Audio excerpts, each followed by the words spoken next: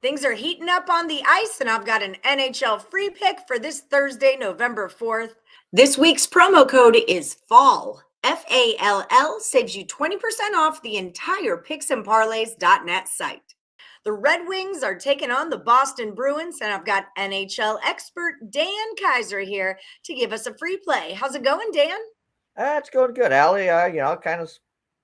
Today I kind of felt like the back of an Arizona Coyotes net, a little battered and bruised, but still hanging in there. And you know, Just showing up, trying to get my job done. That's what I'm exactly, doing right now. exactly. All right. So we've got the Red Wings cruising into Boston. The Bruins are a minus 240 favorite on their home ice. The total's 5.5. Which way are you looking on this one? Yeah, I'm looking at the Bruins, but I'm not going to lay the 240. I'm going to play the Bruins on the puck line here, minus the 1.5 goals. I mean, I look at this team. I look at this. Actually, it's when I look at this Detroit team. I mean, they got off to a good start of the season, but they've lost 3 in a row, and they're starting to look like the dead things of old. I mean, the Red Wings have not played. I just look at this one thing. They've not played well against Montreal.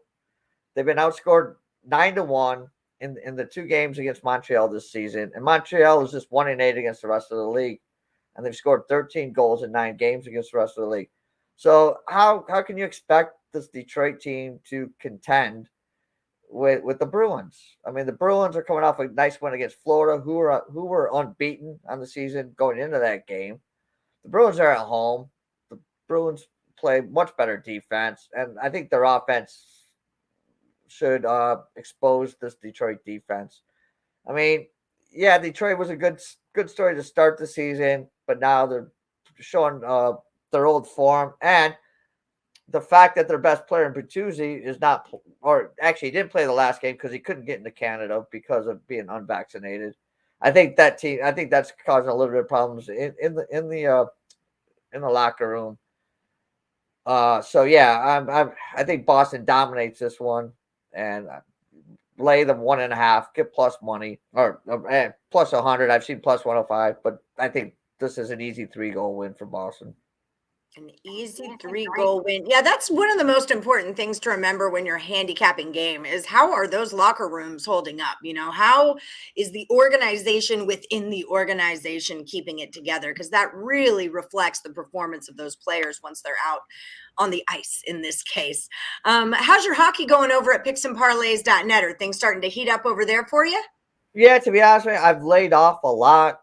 I had Philadelphia last night on the puck line. I kind of like playing puck lines. I like, especially against bad teams. I like getting a nice big plus money. So yeah, I had Philadelphia last night, but playing puck lines, it gets tough. I mean, there was no score for 50 minutes of that game, and then Philadelphia scored 3 in the last 10. So, they are a little more risky. They are a little more edgy. I mean, they're not easy for the faint of heart, but Right. they pay off at the end, and it's bad. I'd rather lose, like in this game, I'd rather lose 100 than lose 240.